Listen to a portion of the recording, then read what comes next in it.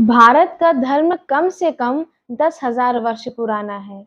ईसाई धर्म तो केवल 1900 वर्ष पुराना, यहूदी 3000 वर्ष पुरानी और मुसलमान का धर्म तो सिर्फ 1400 वर्ष पुरानी है। तो ये सब धर्म जो समय की अवधि इन्हें चाहिए थी, समय की लंबाई जो इन्हें चाहिए थी, वो तो इन्हें मिल गई, लेकिन ये सभी धर्म वो ऊंचाई प्राप्त नहीं कर सके। ऊंचाई का आशय है अर्थात अध्यात्म की ऊंचाई। इन सभी धर्मों ने जो ऊंचाई प्राप्त की है, वो ऊंचाई स्वर्ग और नरक पर जाकर अटक जाती है।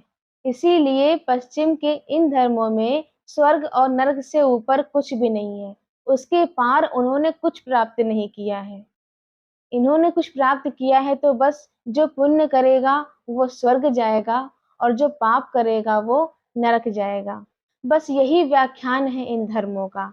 तो ये व्याख्यान, ये सिद्धांत इन्हें नैतिक तो बनाती है, लेकिन इन्हें धार्मिक नहीं बनाती, इन्हें आध्यात्मिक नहीं बनाती।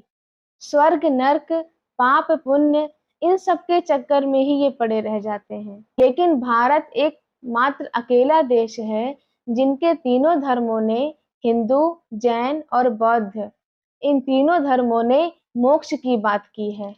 इन्हीं तीनों धर्मों ने स्वर्ग और नरक से ऊपर की बात की है।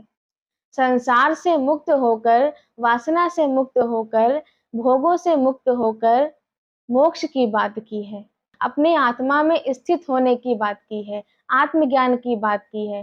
क्योंकि पाप और पुण्य में, स्वर्ग और नरक में अभी भी द्वंद्व है, अभी भी द्वैत है, और द्वैत का मिट जाना ही अध्यात्म है, द्वंद्व का मिट जाना ही अध्यात्म है। तो भारत के यही 3 धर्म हैं जो आत्मज्ञान की बात करते हैं, आत्मज्ञान से मोक्ष की प्राप्ति की बात करते हैं।